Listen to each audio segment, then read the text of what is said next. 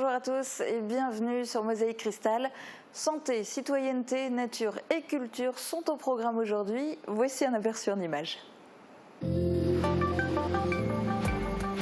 Tous les majeurs peuvent désormais se faire vacciner contre la Covid. Pour les personnes âgées de 18 à 50 ans, seuls les vaccins de type ARN messager sont administrés.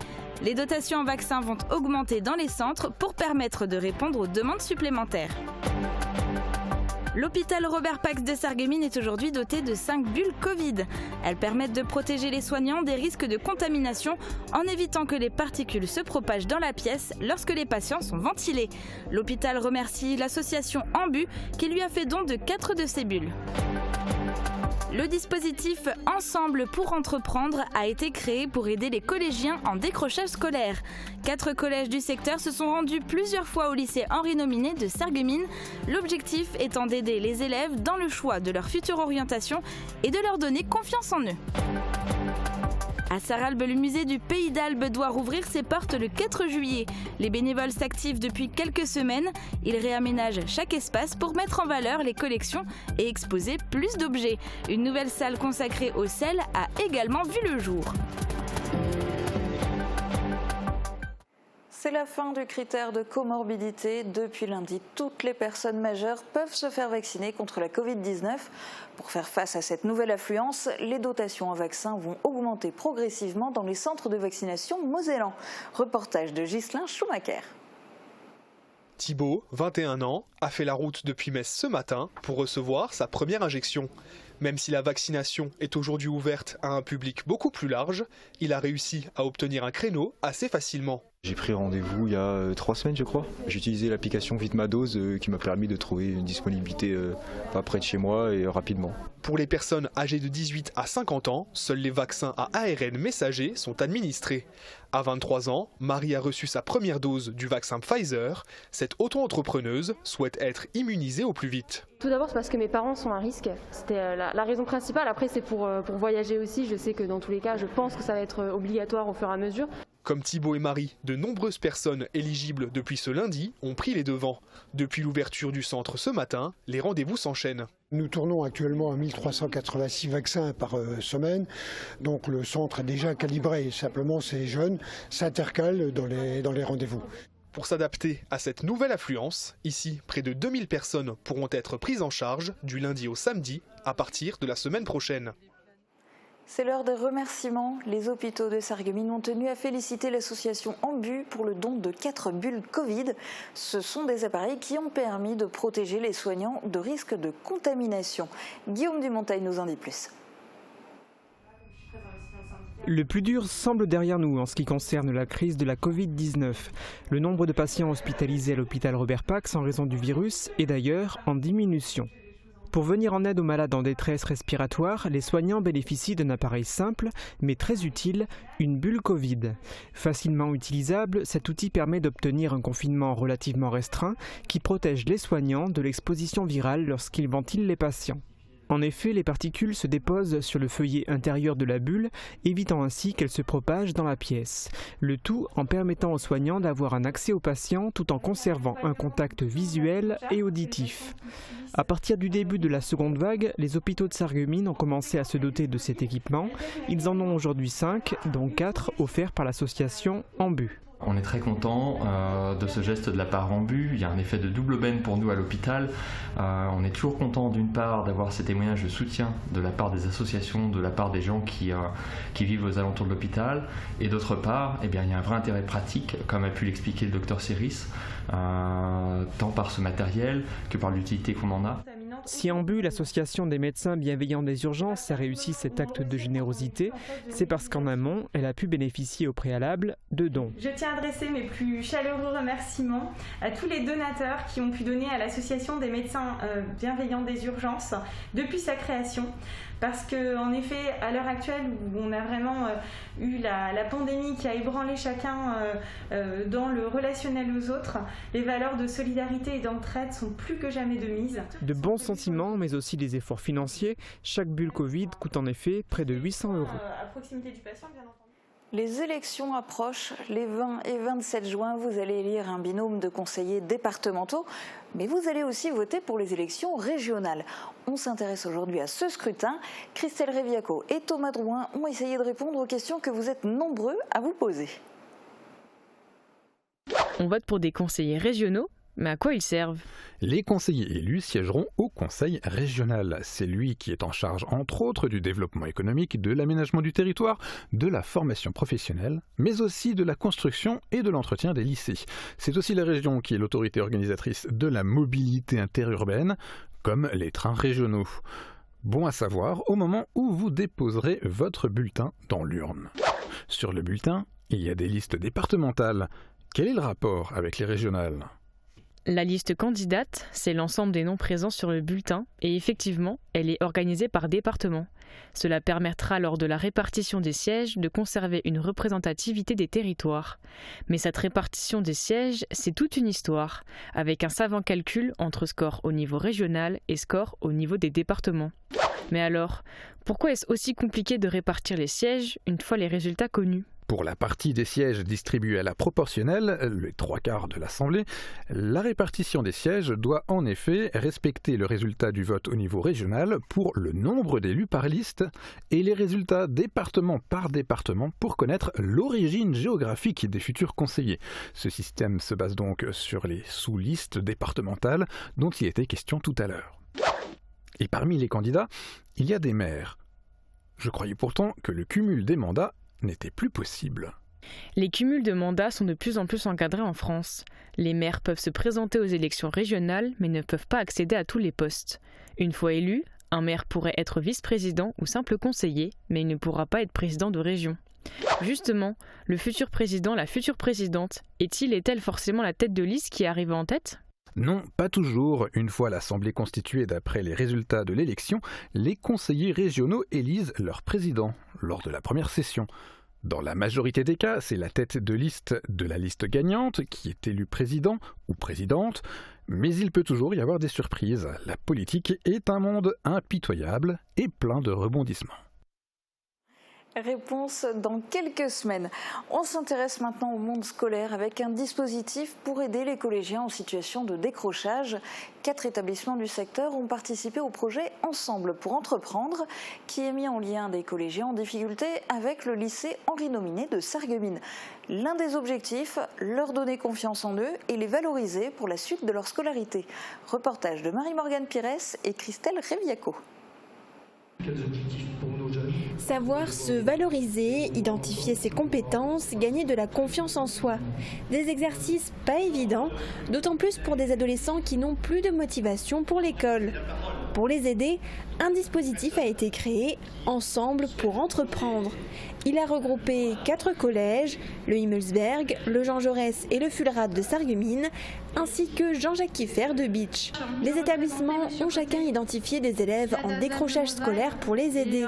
Ils se sont rendus plusieurs fois au lycée Henri Nominé de Sarreguemines, un partenariat avec plusieurs objectifs, notamment les aiguiller dans leur orientation future. Les collégiens ont pu découvrir les différentes filières proposées ici. Nous souhaitons créer l'envie, la motivation, le désir de participer à une formation et d'assurer ainsi un avenir qui sera celui que les jeunes voudront bien se dessiner. Lisa Marie est élève en classe de 4e au collège Jean Jaurès. Avant le mois de novembre et la mise en place de ce dispositif, elle ne savait pas vers quelle orientation se diriger après son brevet. Participer à ces séances l'a beaucoup aidée. J'ai reconnu des qualités que je ne savais pas et je sais maintenant ce que je veux faire dans l'avenir. Je veux travailler dans un salon de thé et en CAP. Il y a une évolution entre le début au mois de novembre et aujourd'hui fin mai. Il y a une évolution, mais qui est aussi liée à leur croissance normale, naturelle. Mais il y a aussi un énorme travail sur le soi-même, sur l'être, sur le savoir-être, qui s'est fait ressentir sur la qualité du projet tel qu'il a été exposé aujourd'hui. En plus de ces échanges pour les aider à valoriser leurs compétences, les collégiens ont participé à une mise en situation professionnelle. Ils ont conçu une maquette d'un système de chauffe pour une entreprise fictive. Pour cela, ils se sont rendus dans les ateliers du lycée Henri Nominé. C'est un projet qui les a réconciliés avec l'école parce qu'on leur a apporté quelque chose de différent. Enfin, je l'espère. Cette action était une première pour le lycée Henri Nominé, mais l'établissement espère pouvoir la reconduire à la prochaine rentrée scolaire en l'étendant à plus de collèges. Et c'est bientôt la rentrée pour le musée du Pays d'Albe et de la ligne Maginot Aquatique. Situé à Sarralbe, il aurait pu à nouveau accueillir du public depuis le 19 mai, comme tous les autres musées en France. Mais il n'a pas encore rouvert ses portes et pour cause, les bénévoles de l'association des Amis du Pays d'Albe sont encore en plein travail pour la remise en valeur des collections. Et dans leur rang, un expert en matière de mise en place d'expositions qui a trouvé de quoi bien occuper sa retraite. Reportage de Catherine Henrich. Il n'y a pas si longtemps encore, c'est au musée de la faïence de Sarreguemines que Bertrand Zimmer exerçait son savoir-faire. Jeune retraité, il est membre de l'association des Amis du Pays d'Albe depuis quelques années, mais n'avait pas assez de temps à lui consacrer. Aujourd'hui, il travaille pour le plaisir au relooking du musée du Pays d'Albe. Ses 20 ans d'expérience professionnelle dans un musée sont une véritable plus-value pour l'association. Moi, quand je suis venu la première fois ici, j'ai vu que c'est dommage que ce musée n'est pas assez mis en valeur. Et quand le comité m'a demandé, moi j'avais dit des idées et des projets. Avec Madeleine Calcaterra, secrétaire de l'association, Bertrand a trouvé le bon binôme pour mettre en œuvre ce travail. C'est un travail d'équipe. Voilà. Moi j'aime bien que c'est pas une personne qui dit on fait comme ça, c'est on met en place et après on juge ensemble ce travail. Et mettre les choses en valeur. Et puis comme on dit, toujours dans deux têtes, il y en a plus que dans une. Du coup, depuis plusieurs semaines, le musée a connu bien des réaménagements. Les deux compères ont repensé chaque espace. D'autres membres de l'association se sont chargés des nouveaux textes de l'exposition. Une nouvelle salle consacrée au sel a ainsi vu le jour. Sarralbe faisant partie de la route touristique du sel, le musée se devait de disposer d'un tel espace. Et vu qu'on a eu des dons de Solvay, moi je dis toujours que Solvay c'est Inouès, du Hara, on a libéré une pièce. Et de cette pièce, comme on avait tout centré ici, le bâtiment et le métier de charpentier, on l'a remis dans l'autre pièce pour mettre les objets plus en valeur. Plus d'espace, c'est aussi plus d'objets à sortir des réserves. Le musée reçoit régulièrement encore des dons d'objets anciens, comme ce Schnellfrit qui n'avait pas encore été déballé. Et en même temps, comme on a eu des dons de la musique municipale de Sarralbe et des tableaux de la musique de Resch, on a fait un coin musique. Bertrand et Madeleine ont encore plein d'idées pour améliorer la qualité de l'exposition, des travaux qui seront réalisés pour la saison prochaine. Ces travaux sont presque finis. Le musée du Pays d'Albe sera prêt pour son ouverture le 4 juillet. Il vous accueillera tous les dimanches de l'été de 14h à 17h. Cette semaine, on vous a beaucoup parlé des statues signatures de Brice Auer. Voici aujourd'hui un reportage sur l'homme à l'origine de leur création, l'artiste Jacques Seigné. C'est signé Guillaume Dumonteil et Thibaut Desmerlet. Moi, je travaille le bois depuis que j'ai 8 ans. Avec mon père dans son atelier, je faisais déjà des objets en bois, pas de meubles, toujours des objets, des cendriers. Je tournais des cendriers pour les parents à Noël. Une passion pour le travail du bois qui ne l'a jamais quitté. Seuls les objets créés ont changé. Pendant très longtemps, j'ai fait des haut-parleurs en bois aussi. Une vraie pièce en bois, c'était l'ébénisterie, on va dire. Et puis après, il y a 20 ans, j'avais envie de faire quelque chose d'autre avec ce morceau de bois. Et voilà, je me suis dit, tiens, je vais une fois faire un personnage. Alors j'ai fait mon premier personnage et c'était moi, hein, voilà, avec des appuis, avec une coupe de cheveux, avec tout ça. Et tout de suite, après, par contre, j'ai regardé, voilà, il y avait déjà plein de gens qui sculptaient des vrais personnages, quoi. Et donc, c'est là que j'ai décidé d'avoir cette particularité de sculpter juste un personnage, quoi. Voilà, de ne pas savoir si c'est un homme, si c'est une femme, on s'en fiche de l'âge, on s'en fiche un peu de tout. Juste un personnage, voilà, celui-là, il croise les bras comme ça, tout simplement, il attend, on ne sait pas trop quoi, mais c'est toutes des positions un peu d'attente, des positions qui dégagent autour de lui, il doit se dégager une espèce de sérénité en fait. Elle doit absorber un peu le stress qu'on a tous en ce moment. Et donc mes sculptures sont là pour apaiser. Tous les bonhommes n'ont cependant pas la même taille, ni la même attitude. Je travaille les positions. Donc c'est une sculpture toujours d'une seule pièce. Ce personnage il est sculpté dans ce plot et ainsi en fait le présentoir il va déjà avec ma sculpture.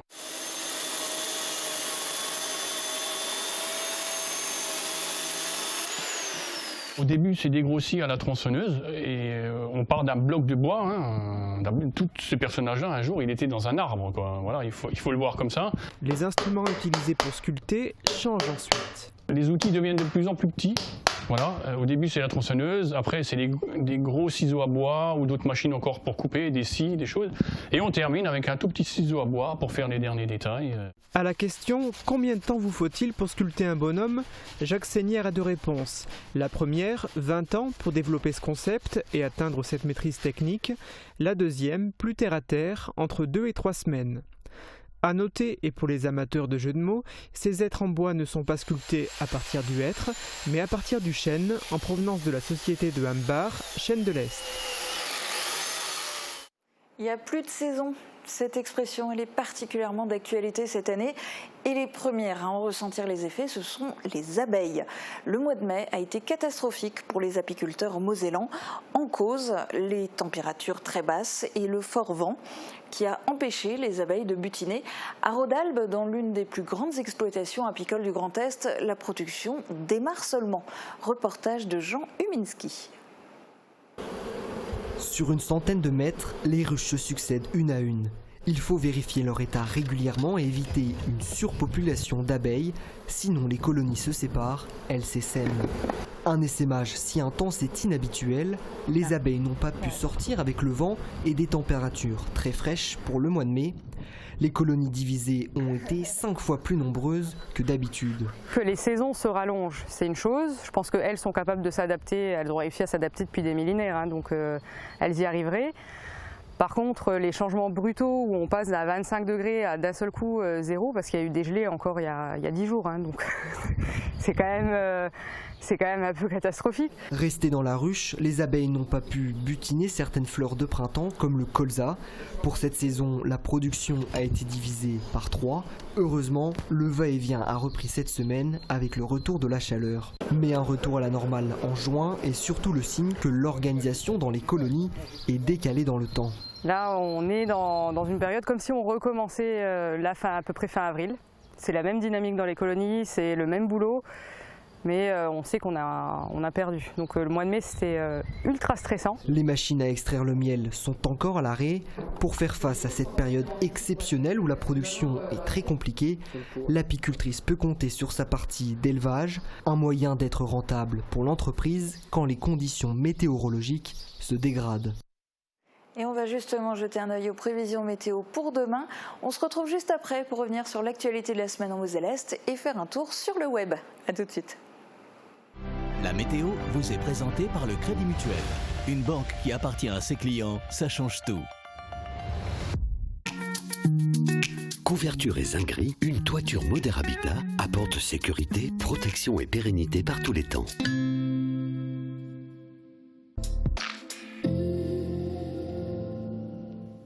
Bonjour tout le monde, les éclaircies de demain seront par moments contrariées par les nuages qui apporteront avec eux des averses et des orages.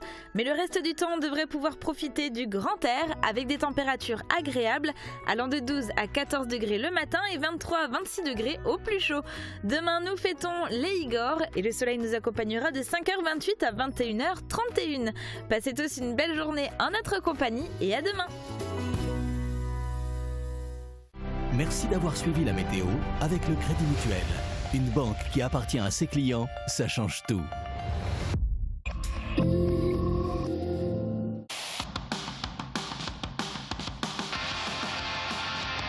Le Platte est toujours vivant. À Sarreguemines, la langue francique se vit toute l'année. La ville se mobilise avec les forces locales vives, artistes, associations, commerçants ou encore collèges et lycées pour vous proposer des animations, des expositions et de nombreux partenariats. Retrouvez la liste des événements et toutes les informations sur sarreguemines.fr/platt. In Sarreguemines lebt der Platt immer noch. Pour la fête des pères, ne cherchez plus, le roi des vins est à Stirin-Wendel. Retrouvez plus de 3500 références de vins, un grand choix d'alcool, de spiritueux et plein d'idées cadeaux. Faites-lui la surprise avec une livraison prête en 24 heures. Le roi des vins, c'est du choix, des prix et des conseils. C'est aussi un service en drive et une boutique en ligne. Le roi des vins à Stirin-Wendel, où choisir devient un plaisir. Quand je suis à distance de mon interlocuteur, j'ai du mal à l'entendre malgré mes appareils. Avec vos appareils, on peut coupler le mini-micro. C'est un système qui va vous permettre d'entendre votre interlocuteur à distance, que ce soit par exemple dans un cours de sport ou une conférence ou même lors d'une réunion. Le son passe dans le mini-micro et va directement à vos appareils auditifs.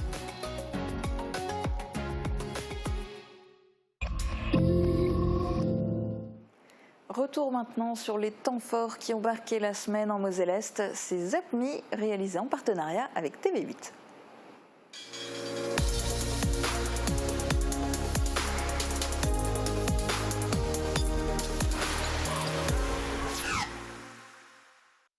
Ce dimanche, ce sera la fête des mères. L'occasion de faire un petit cadeau en témoignage de son affection. Les fleurs font partie des cadeaux les plus offerts à cette occasion. Cette année, les clients des fleuristes apprécient les bouquets avec des pivoines et les compositions en piqué avec des roses. Les élus bitchois se sont réunis ce vendredi soir pour une nouvelle séance du conseil municipal. Il était question entre autres de la mise en place d'un dispositif d'accompagnement à la difficulté scolaire dans les écoles de la commune ou encore de la signature de la convention pour le programme Petite Ville de demain. Le premier week-end du festival Parenthèse a eu lieu à la Halle Verrière de Meisenthal au programme des spectacles, du cirque et de la musique. 600 personnes se sont déplacées sur l'ensemble de la programmation. Elles étaient ravies de partager ces moments avec les artistes, plus que motivées de pouvoir enfin remonter sur scène. On retrouve des bonhommes sculptés sur et autour des bâtiments construits par Auer Corporate. Ces sculptures sont réalisées par l'artiste Jacques Zenger. Il en a déjà fabriqué près de 500 en 20 ans. 3 nouvelles statues ont été réalisées pour trôner sur l'ancien hôpital du parc. Elles représentent Brice Auer, Julie qui fait partie de sa vie, et son père, disparu il y a 11 ans. Le quartier de la Blise à Sarreguemines a connu une agitation particulière la semaine dernière. Policiers, juges, médecins légistes, avocats, témoins et accusés se sont retrouvés pour la reconstitution judiciaire du meurtre du jeune Logan Schmidt qui a été abattu en juin 2019. Cette opération a été demandée par le juge d'instruction pour reprendre point par point les actions commises sur le lieu du crime. Le lycée Tessier de Bitche a signé un partenariat avec l'Institut régional de l'administration de Metz dans le cadre des Cordées de la réussite. Un atelier a été mis en place pour préparer les élèves au passage du grand oral du bac. Des étudiants de l'IRA et le recteur de l'Académie de Nancy-Metz ont fait le déplacement jusqu'à Bitche. Ils ont partagé leurs conseils avec les lycéens. Ce mardi matin, un appareil de la société SAF Hélicoptère a transporté 3 statues signatures de l'entreprise Auer Corporate jusqu'au sommet du clocher de l'ancien hôpital du parc de Sarreguemines.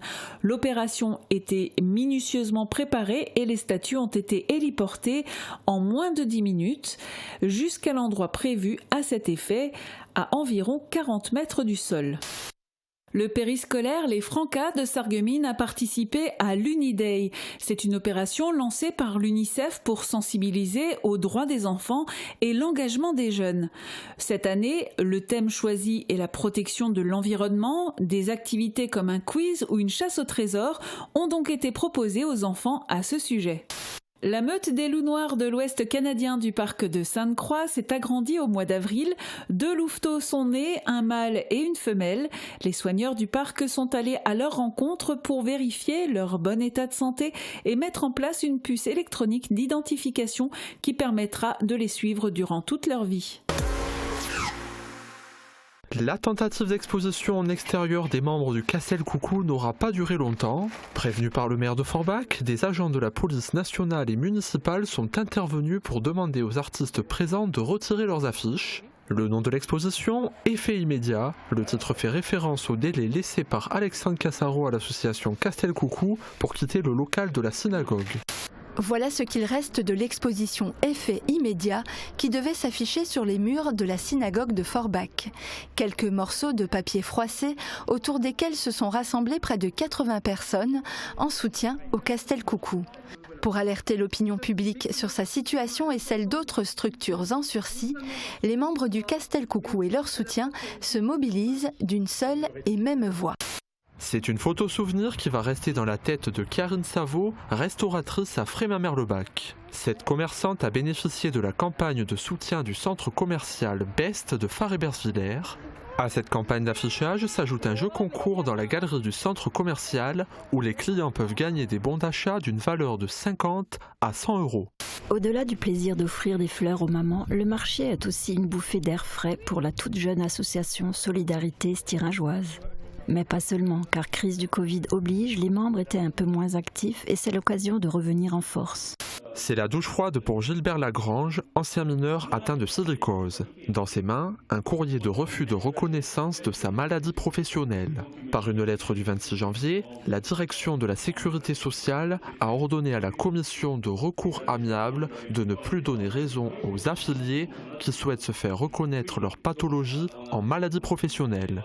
Les élèves de Julivac ont choisi de créer une production statique, primée par le jury départemental, parmi les 36 classes participantes.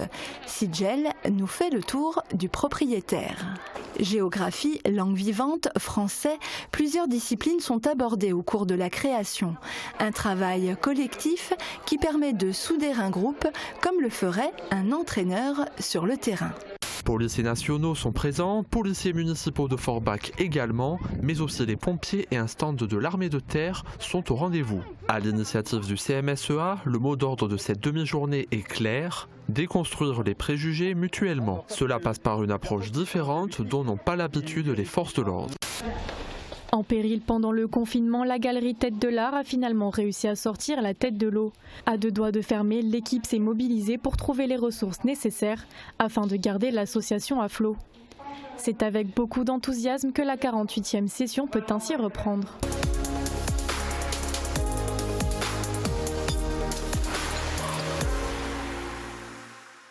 C'est l'heure de la chronique vue sur le web. Il y a quelques jours, le FC Metz a dévoilé son tout nouveau logo, un visuel qui ne fait pas l'unanimité auprès des supporters du club et des internautes. Marie-Morgane Pires a fait le tour des réactions sur les réseaux sociaux. Regardez.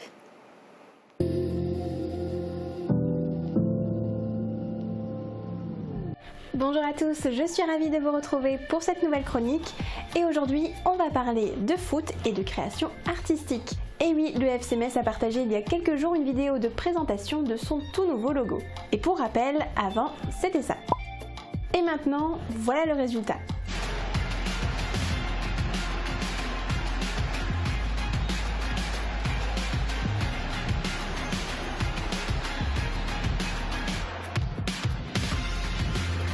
Et oui, exit le Graouli, le blason a été simplifié et comporte désormais uniquement la traditionnelle croix de Lorraine qui a été réarrangée pour rappeler la forme des toits des usines. A noter que le FC Metz est le seul club autorisé à utiliser la croix de Lorraine dans son visuel. Alors sur la page Facebook du club, certains supporters grenats ont apprécié cette nouveauté comme Enrique qui le trouve simple et moderne. Mais j'ai eu beau chercher, des commentaires comme le sien se font très rares. La majorité des internautes n'est pas du tout convaincue par ce nouveau logo. Une pétition a même été lancée par des supporters. Ce nouveau logo a fait un bad buzz bien au-delà de la région messine. Sur Twitter, les internautes ont redoublé d'imagination.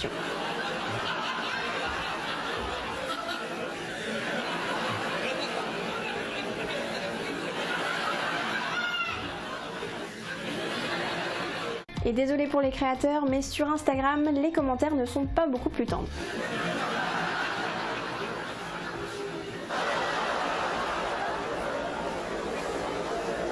Mais ira-t-il jusqu'à détrôner le logo d'un autre club mosellan, le FC Pange, qui a été élu pire blason au mois d'avril? Le suspense reste entier. En tout cas, n'hésitez pas à vous aussi donner votre avis dans les commentaires, en restant bien évidemment courtois, on est bienveillant par ici. Et moi je vous retrouve très vite pour une nouvelle chronique. N'hésitez pas à commenter aussi l'ensemble de nos reportages sur la page Facebook de Mosaïque Cristal. Vous pouvez aussi nous suivre sur notre site internet www.mosaïque-cristal.tv. Je vous souhaite un très bon week-end et je vous donne rendez-vous lundi à midi pour une nouvelle émission en direct.